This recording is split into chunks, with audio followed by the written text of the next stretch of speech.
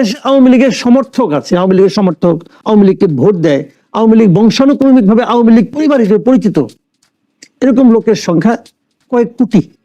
বিষয়গুলো এরকম, আপনি ক্ষমতা আছেন, আপনি অনেক কিছু করতে পারেন, কিন্তু তার আফটার ইফেক্ট কি হবে ইউ নেভার নো, যদি আপনি লজিক্যালি কাজটা না করেন। কিছুদিন আগে ব্রিটিশ পররাষ্ট্র প্রতিমন্ত্রী দক্ষিণ এশিয়া এসেছিলেন বাংলাদেশ সফরে। তিনি যাওয়ার সময় একটা কথা খুব আচমকা বলে গেলেন যে আমরা সকল দলের অংশগ্রহণে একটি প্রতিনিধিত্বমূলক নির্বাচন দেখতে চাই, এবং যেটা জনগণের অংশগ্রহণমূলক নির্বাচন। এবং আস্তে আস্তে কথাটা উঠছে যে এর পরবর্তীতে আমরা দেখলাম আওয়ামী লীগকে নিষিদ্ধ করা এবং আওয়ামী লীগ নির্বাচন করতে পারবে কিনা। বিএনপি নেত্রী রুমিন ফারহানা একটি প্রেস কনফারেন্সে বলেছেন যে আওয়ামী লীগ কি ইলেকশন অংশ নিচ্ছে কিনা, নিলে কিভাবে নিবে। আবার যেটা নিরূপা আপা বললেন যে আওয়ামী লীগ নিষিদ্ধ হবে কি হবে না, এটা আমরা হাও বলিনি নাও বলিনি। আওয়ামী লীগকে নিয়ে নির্বাচন করা সম্ভব আপনি মনে করেন? সম্ভব কিনা যায় না, এটা অনেক কিছু সম্ভব, অনেক কিছু সম্ভব না। দৃশ্যত মনে হয় সম্ভব হয়েছে, বাস্তবে সম্ভব হয়নি। যেমন আওয়ামী লীগ কিন্তু জামাতে ইসলামকে নিষিদ্ধ করেছিল, সম্ভব হয়েছিল?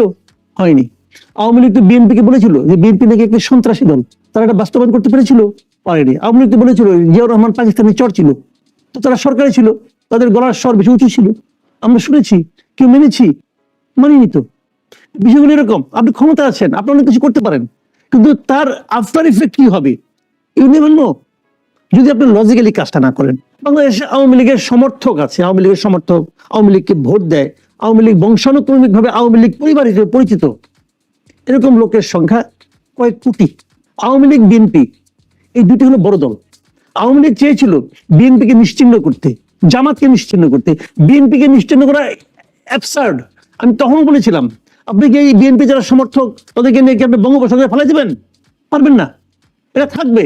আপনি যতবার দমায় রাখবেন দৈমা থাকবে, এবার আপনি কি করবেন? তাহলে সবগুলিকে মেরে ফেলতে হবে। পারবেন না। জামাতকেই পারে নাই।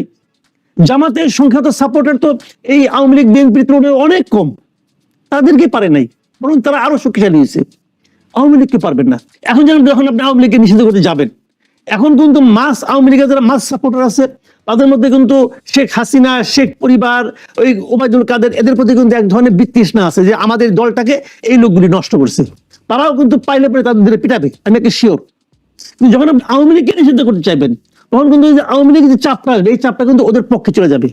আওয়ামী লীগকে নিষিদ্ধ করতে গেলে আলটিমেটলি শেখ হাসিনা এবং তার করাপ্ট যে সভাসদগুলি ছিল সবাইকে হেল্প করা হবে। এটা আমাদের জন্য একটা ক্ষতি মানে অ্যাকাউন্ট হবে। আমাদের উচিত হবে ওই করাপ্ট লোকগুলোকে ধরে ধরে বিচার করেন আপনি। এখন যেটা হচ্ছে যে যদি আমরা ধরে নিচ্ছি, যাই না সামনে কি হবে, ধরে নিচ্ছি আওয়ামী লীগ নাই, যেটা বাস্তবতা, নির্বাচন করছে যারা করবেন, বিএনপি, জামাত ইসলামী, জাতীয় পার্টি ইলেকশন করতে পারবে না, তারা বলছে আওয়ামী লীগের দর্শক করতে পারবে না, 14 দল করতে পারবে না, তাহলে বাকি রাজনৈতিক দলগুলো তারা নিজস্ব প্ল্যাটফর্ম থেকে যদি ইলেকশন করে, আরেকটি প্ল্যাটফর্মের কথা গতকাল শুনেছে, নাগরিক অধিকার, তারা রাজনৈতিক দল হিসেবে আত্মপ্রকাশ করবে। আমার প্রশ্ন হচ্ছে যে কোনো দল নির্বাচন করছে তাতে সমস্যা নেই, সমস্যা হচ্ছে জনগণ কি স্বতঃস্ফূর্ত ভাবে সেই ইলেকশন নির্বাচনটাতে অংশ নিতে পারবে কি, নিবে কিনা। আমি আপনার আগে বললাম তো যে আওয়ামী লীগের মিনিমাম 2 থেকে 2.5 কোটি সমর্থক আছে বাংলাদেশে। আপনি যদি আওয়ামী লীগকে নির্বাচনে বাইরে রাখেন, এই 2 থেকে 2.5 কোটি লোকের মধ্যে কিছু লোক, অন্ততপক্ষে কিছু লোক হতাশ হবে, কিছু লোক ঘরে বসে পড়বে, কিছু লোক ক্ষুব্ধ হবে। এই ক্ষুব্ধ হওয়ার সংখ্যাটা একদম কম হবে না।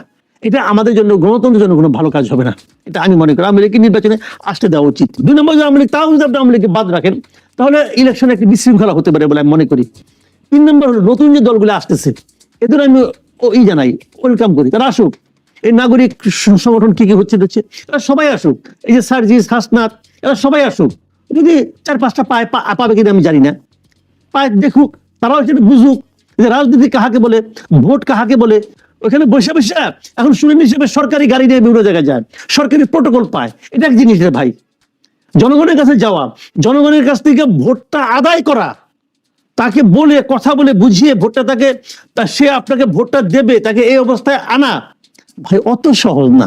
মাসুদ ভাই, যে জায়গাটাতে আবার ঘুরে ফিরে আসছে, যে কথাটা 16 ডিসেম্বরেও আমাদের প্রধান উপদেষ্টা বলেছেন যে সংস্কার বিষয়টা, এই স্বল্প সময়তে সংস্কার যদি করতেও যায়, কমিটির সবগুলো রিপোর্ট জমা দেওয়ার পরে সবগুলো যেভাবে কার্যক্রম বাস্তবায়ন করা, সংস্কারটা যখন শেষ যদি না করতে পারে, তাদের কথা হচ্ছে যে পরবর্তীতে রাজনৈতিক দলগুলো সংস্কার করবে না, যেই ক্ষমতায় আসুক তারা তাদের ক্ষমতার সুবিধার্থে পুরনো শাসন ব্যবস্থায় রাখবে।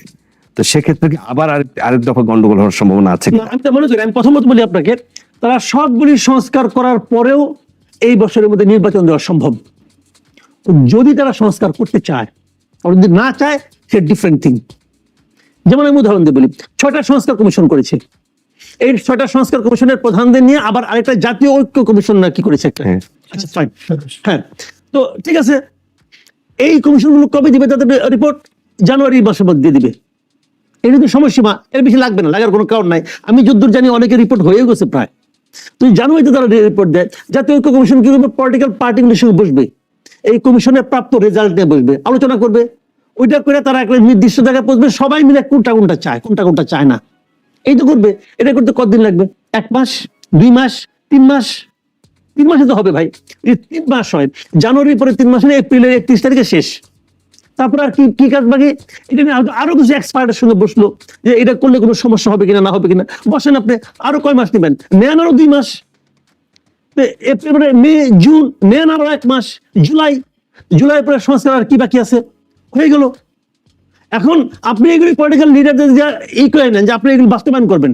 সকল সমস্যার সমাধানের পথ, এই দাবি তো কেউ করে নেই, এই দাবি তো বিএনপিও করে নেই।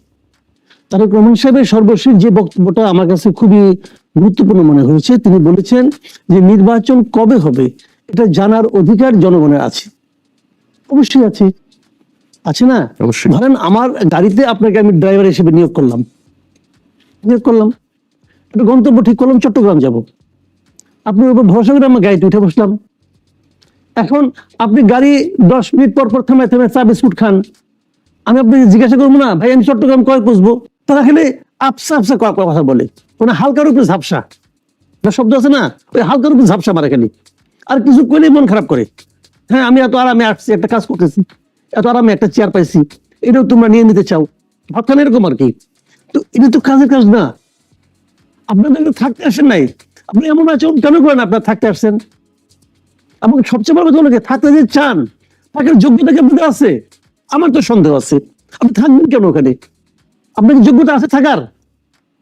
নিজেকে বুঝতে হবে। প্রধান উপদেষ্টা বলেছেন যে আমি ছাত্রদের দ্বারা ভুল বলেছেন, তুমি ভুল বলেছেন। উনি কি ঈশ্বর নাকি যা বলবো সব ঠিক? উনি এই দেশের মানুষ মাত্রই ভুল হয়। উনি ভুল বলেছেন। জনতারা ছিল এই আন্দোলনের মূল। জনতার মধ্যে ছাত্র আসে, ছাত্রের মধ্যে জনতা আসে না, মাথায় রাখবেন। জনতার মধ্যে ছাত্র আসে, এবং এই জনতারা এই আন্দোলনটাকে এই পর্যায়ে নিয়ে এসেছে বাই চান্স। তখন সামনে ছাত্ররা ছিল, তারাই তো আন্দোলনটাকে প্রথম চাঙ্গা করেছে। কি করেছে? কিভাবে? তারা ফ্রন্ট লাইনে না থাকলে, ফ্রন্ট লাইনে কি হয়েছে? ফ্রন্ট লাইনে থাকবে কেউ না কেউ। আচ্ছা, মুক্তিযুদ্ধ কি করছে? পয়েন্ট আসি, আপামর জনগণ করছে। আপামর জনগণকে ক্ষমতা আসছে না, আওয়ামী লীগ এসেছিল, বুঝে নেন, ঠিক আছে? এখানে বুঝে নেন। কিন্তু বৈষম্য যে কথাটা বলেছেন, ইউনূস সাহেব বাংলাদেশ সম্পর্কে তার ধারণা খুব কম, জাস্ট খুব কম। আপনি 10 বছর হিসাব দেন তো, গত 10 বছরে দেখেন ইউনূস সাহেব কতদিন বাংলাদেশে ছিলেন আর কত দেশের বাইরে ছিলেন, হিসাব করে দেখেন আপনি। উনি এই দেশ সম্বন্ধে অত কিছু জানেন না। উনি যেহেতু সারা দুনিয়াতে উনি ক্ষতিগ্রস্ত ছিলেন, উনি ব্যক্তিগতভাবে আগের সরকারের দ্বারা ক্ষতিগ্রস্ত হচ্ছিলেন। আমি নিশ্চিতভাবে বলতে পারি ওনার এবার দায়িত্ব নেওয়ার পেছনে একটা সামান্য হলেও সেই প্রতিহিংসা জনিত আকাঙ্ক্ষা কাজ করছে। তার পরিচয় আমরা পেয়েছি। উনি আসার পরে উনি ওনার গ্রামীণ ব্যাংকের কর মওকুফ করে নেন নাই। উনি ক্ষমতা না থাকলে হয়তো। আমার কথাটা হলো কি, এই সরকার এসেছে কেন? বেসিক্যালি তাদের কাজ হলো দুটো, একটা হলো একটা নির্বাচন দেওয়া, আর একটা হলো কিছু সংস্কার করা। সংস্কারগুলো এই কারণে করা যাতে নাকি পরবর্তী সময় যারা ক্ষমতায় আসবে তারা যেন হাসিনার মতো স্বৈরাচারী আচরণ করতে না পারে, স্বৈরাচারে পরিণত না হতে পারে। এই দুটো হলো দৃশ্যমান চাহিদা তার কাছে জনগণের। আর তৃতীয় চাহিদাটা কি? তৃতীয় একটা চাহিদা আছে, অব্যক্ত চাহিদা, অনুচ্চারিত চাহিদা। সেই অনুচ্চারিত চাহিদাটা কি ছিল? যে যতদিন এই কাজগুলো আপনি করবেন ততদিন তো এই দেশটাকে চালাতে হবে, ততদিন আপনি এই দেশটাকে চালাবেন।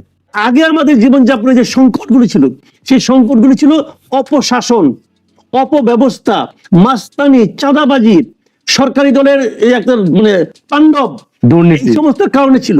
তো ওইগুলি তো সরকারি দল থাকছে না, কাজে অটোমেটিক হয়ে যাবে। দেখা কি হলো, যেটা নাকি খুব সহজ মনে করা হয়েছিল, এরা ওইটাই পারে নাই। এরা এতটাই অযোগ্য, ওইটাই পারে নাই। সিন্ডিকেট বাতিল করবে, যে বাণিজ্য মন্ত্রী সে তো নিজে সিন্ডিকেটে তেলের দাম বাড়াই দিল 8 টাকা। দেশের জনগণ সম্বন্ধে ওর সঙ্গে ওনার কোনো যোগাযোগ আছে? ওনার সঙ্গে যোগাযোগ হলো সিন্ডিকেটের মালিকদের সঙ্গে। উনি যে এই একটা কাম করতে পারছে, আর তো কোনো কাম করছে বলে আমার দেখা নাই। তখন এই লোকগুলিকে আমার প্রশংসা করতে হবে। যারা এই আন্দোলনে আহত হয়েছে তাদের সবার চিকিৎসা এখন হয়েছে, যান না। আহত যে কোনো একজন লোককে বলেন আপনার চিকিৎসাকে সুচিকিৎসা হচ্ছে, সে কি বলে জিজ্ঞাসা করেন।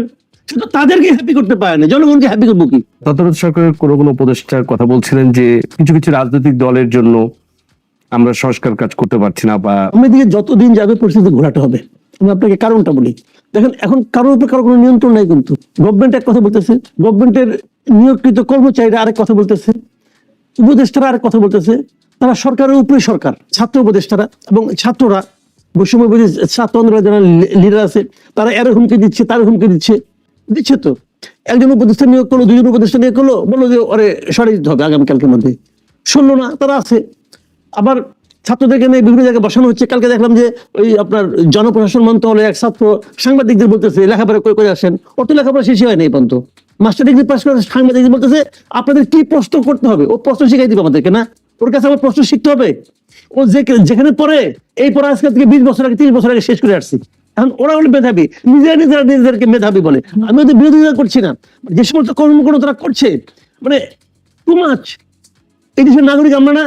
ওরা তো এখানে ওই উপদেষ্টার ওই সংস্কার কমিটিতে মেম্বার হওয়ার কারণে সে কিন্তু একটা ভাতা পায়। সে ভাতার টাকাটা তো আমি দিই, আমার ট্যাক্সের টাকা সে ওই ভাতা পায়। তা আমাকে সে জ্ঞান দেয় যে আমাকে কি প্রশ্ন করতে হবে, এটা তার কাছ থেকে আমার শিখতে হবে। সাংবাদিকতা বুঝে তুলতে তুলতে মাথায় উঠাইছেন আপনি। Too much. এগুলি হচ্ছে কারণ কি কারোর উপরে কারো কোনো নিয়ন্ত্রণ নাই। আরেক উপদেষ্টা সে নাকি হিমালয় থেকে বঙ্গোপসাগর পর্যন্ত নতুন ম্যাপ বানাবে বলতেছে, যার যা ইচ্ছে বলতেছে, সব জ্ঞানী, সব সক্রেটিস। এগুলি সহ্য করতেছে কারা? আমি বাইরের লোক ভাই, আমি সাংবাদিকতা করি, আমার কাজটা প্রশ্ন করা। আমি কিন্তু প্রশ্নগুলি করতেছি, উত্তর দেন। দেখেন, আমি আর একটা কথা বলি, এই মাহফুজুল আলম সম্পর্কে বলি। উনি উপদেষ্টা, কিন্তু উনি আবার সংবিধান সংস্কার কমিটির সদস্য। সংবিধান সংস্কার যে কমিটিটা আছে, এই কমিটির মধ্যে কেউ কেউ উপদেষ্টা পদমর্যাদার আছে, কেউ নাই, উনি একলা। তো উনি যখন একজন উপদেষ্টা, যখন ওই সংস্কার কমিটির সদস্য হয়, তখন পদাধিকার বলে তার উপরে কে কথা বলবে? এটা হলো কিছু। ওনাকে উনি সদস্য বানাইতে হবে কেন? ওনাকে অন্য জায়গায় নিয়ে যান। এটা আমি বলবো, কোনো ব্যালেন্স নাই। এই সরকার টিকে আছে আমাদের জনগণের জন্য। এই জনগণ এই সরকারকে সফল করতে চায়। এই প্রথম একটা সরকার ক্ষমতায় আছে, সেই সরকারকে টিকে রাখার জন্য দেশের সর্ববৃহৎ রাজনৈতিক দলের শীর্ষ নেতারা বলে এই সরকার ব্যর্থ হলে আমরা ব্যর্থ হব। এর আগে কখনো হয়নি এরকম। এর আগে এত সাপোর্ট কোন সরকার পায় নাই। এই এত সাপোর্ট বহন করার ক্ষমতা এদের নাই। এত সাপোর্ট মাথা খারাপ হয়ে গেছে, যে যা ইচ্ছা বলতেছে। এবং যারা ভাব দেখাচ্ছে তারাই সব বুঝে। কাজ কি ভাই? কাজ হলো আপনার দুইটা, কিছু সংস্কার করা এবং নির্বাচন করা। ওনারা যে আদৌ কোনো ভালো সংস্কার করতে পারবেন তাই আমার মনে হয় না। সংস্কারের যে কমিশনগুলি হয়েছে, এই কমিশনগুলি খুব ভালো কমিশন হয়েছে। এই লোকগুলি খুব যোগ্য। আপনি মিডিয়ার সঙ্গে অনেকদিন ধরে আছেন, মিডিয়া সংস্কার কমিটি যাদের আছে এদের কজনকে আপনি চিনেন? এই 3 দশকে আপনি আছেন যে মিডিয়াতে, কজনকে আপনি চিনেন? এরা বাংলাদেশের মিডিয়া বুঝে ফেলাবে। মিডিয়া কমিশনের সভাপতিকে সে ব্রিটেনের নাগরিক, উনি তো ব্রিটিশ নাগরিক ভাই। একজন ব্রিটিশ নাগরিক আমার মিডিয়া কি বুঝে? সে তো বিশাল বুঝে। সে তো মাঝখানে আসছিল আদালতে চাকরি করার জন্য। প্রথম আলোতে চাকরি করতে পারবো না কোনো সে। তার থিওরিতে আমাদের মিডিয়া বুঝে না। বিবিসির সাংবাদিকতা কিন্তু বাংলাদেশের প্রথম আলো সাংবাদিকতা না। বিবিসির পাঠক অথবা দর্শক কিন্তু বাংলাদেশের পাঠক অথবা দর্শক না। জনগণকে এই শেখ হাসিনার আমলে 15 বছর ধরে নিষ্পেষিত হয় নাই, নির্যাতিত হয় নাই, শোষিত হয় নাই, হয়েছে 15 বছর ধরে বিরক্তি জমতে জমতে জমতে জমতে একদিন ধাক্কা দিছে।